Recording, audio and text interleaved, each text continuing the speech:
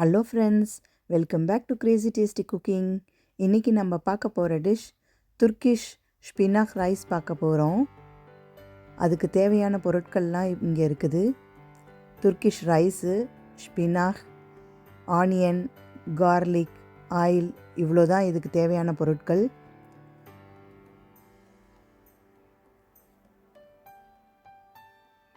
First ஒரு சட்டியில் எண்ணெய் ஊற்றி சூடு வந்த பிறகு வெங்காயமும் கார்லிக்கும் போட்டு கொஞ்சம் நல்லா சாட்டே பண்ணிக்கணும்.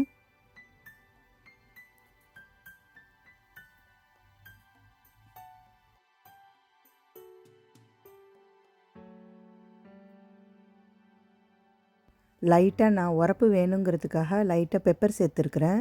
உங்களுக்கு வெரப்பு வேணா காட்டி அதை ஸ்கிப் பண்ணிக்கலாம். உரப்பு வேணும் அப்படின்னு சொன்னால் கொஞ்சம் நிறையா பெப்பர் சேர்த்துங்க. சால்ட்டு சேர்த்துட்டேன். இப்போ நல்லா ப்ரௌன் ஆகிடுச்சு. இப்போது ஸ்பினாக் சேர்த்துக்கலாம். நான் 2 கப் ரைஸ்க்கு 2 கப் ஸ்பினாக் சேர்த்துருக்குறேன். அப்போ தான் அந்த ரைஸோட ஃப்ளேவர் ஸ்பினாட்டோட சேர்த்து நல்ல ஒரு ஃப்ளேவர் கொடுக்கும். நீங்கள் கம்மியாக போட்டிங்கன்னா வெறும் ரைஸோட ஃப்ளேவர் மட்டும்தான் இருக்கும். எவ்வளோ ரைஸ் எடுத்துக்கிறோமோ அதே அளவு ஓரளவுக்கு நிறையவே ஸ்பினாக் எடுத்துக்கலாம். அப்போ தான் நல்லா டேஸ்ட்டாக இருக்கும் ரைஸு. லைட்டாக சாட்டே பண்ணிக்கணும். ரொம்பவே அதை வதக்கக்கூடாது கீரையை. அதில் உள்ள கீரையில் உள்ள எனர்ஜிலாம் போயிடும் நீங்கள் ரொம்ப வதக்குனா. ஸோ லைட்டாக சாட்டேட் பண்ணிவிட்டு இதில் நம்ம ரைஸ் சேர்த்துக்கலாம். பாருங்கள், லைட்டாக தான் நான் வதக்கிக்கிறேன். இந்த ஸ்டேஜில் கழுவி வச்சுருக்கிற ரைஸ் சேர்த்துக்கிறேன்.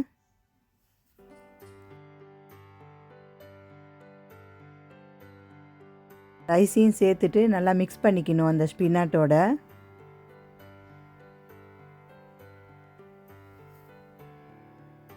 நல்லா மிக்ஸ் ஆகிடுச்சு. இப்போது ரைஸ்க்கு தேவையான தண்ணி எடுத்துக்கிறேன்.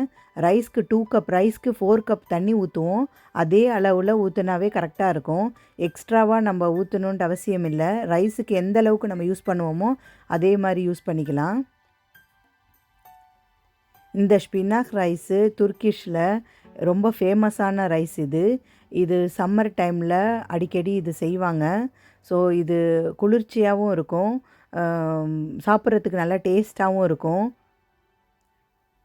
தண்ணி சேர்த்துட்டு உப்பு நான் சேர்த்துட்டேன். இப்போ மூடி வச்சு தண்ணி நல்லா வத்துற வரைக்கும் மூடி வச்சு வேக விடுங்க. இப்போ நல்லா தண்ணி வத்திடுச்சு பாருங்கள். இந்த டைமில் அடுப்பை நல்லா ஸ்லோ பண்ணிக்கணும். வேகமாக வைக்கக்கூடாது. நல்லா அடியில் தங்காமல் நல்லா சேர்த்து அதை நல்லா கிண்டி விடணும். கிட்ஸுக்கெலாம் இது ரொம்பவே பிடிக்கும். கிட்ஸ்லாம் கீரை சாப்பிட மாட்டாங்க. அப்படி உள்ளவங்களுக்கு இந்த மாதிரி கொடுத்தீங்கன்னா சூப்பராக சாப்பிடுவாங்க. இப்போ நம்ம அதுக்குள்ளே சாஸ் பார்க்குறோம். யோகோட், கார்லிக் பவுடர், சால்ட்டு, ஒலிவன் ஆயில், அவ்வளோதான் இதுக்குள்ளே சாஸுக்குள்ளது. ரொம்பவே டேஸ்ட்டாக இருக்கும் இந்த யோகோட் சாஸு. கண்டிப்பாக இதை ட்ரை பண்ணி பாருங்கள். பிள்ளைங்கள்லாம் அந்த ஸ்பினாட்டோட ரைஸோட இந்த சாஸ் வச்சு சாப்பிட்றதுக்கு ரொம்பவே டேஸ்டியாக இருக்குதுன்னு சாப்பிடுவாங்க. ஸ்பினாட்லாம் நிறையா பிள்ளைங்க சாப்பிட மாட்டாங்க. இப்படி நீங்கள் செஞ்சு கொடுத்தீங்கன்னா எல்லா பிள்ளையும் விரும்பி சாப்பிடும். கண்டிப்பாக இதை ட்ரை பண்ணி பாருங்கள். தயிர் எடுத்துருக்கிறேன், கார்லிக் பவுடர் போட்டிருக்கேன், சால்ட்டு போட்டிருக்கேன். இப்போ கொஞ்சமாக ஒலிவன் ஆயில் சேர்த்துருக்குறேன். கொஞ்சம் லூஸாக அந்த சாஸ் வேணுங்கிறதுக்காக நம்ம கொஞ்சம் தண்ணியும் சேர்த்துக்கலாம். தண்ணியும் சேர்த்து நல்லா மிக்ஸ் பண்ணிட்டீங்கன்னா அவ்வளோதான், கார்லிக் சாஸ் ரெடி ஆயிடுச்சு.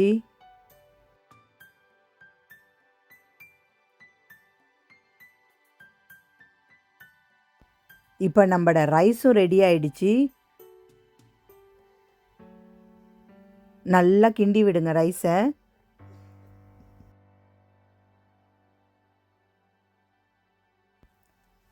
ஒரு கப் ரைஸோட இந்த கார்லிக் சாஸோட சாப்பிட்டிங்கன்னா சூப்பராக இருக்கும்.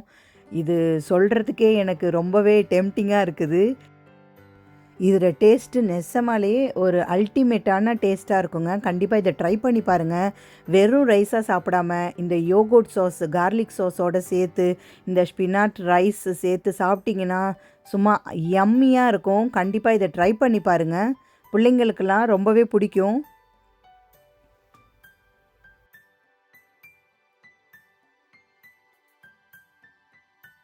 அதுவும் இந்த ஸ்பினாட் கீரையில் வந்து அயன் சத்து ரொம்ப அதிகமாகவே இருக்கும்.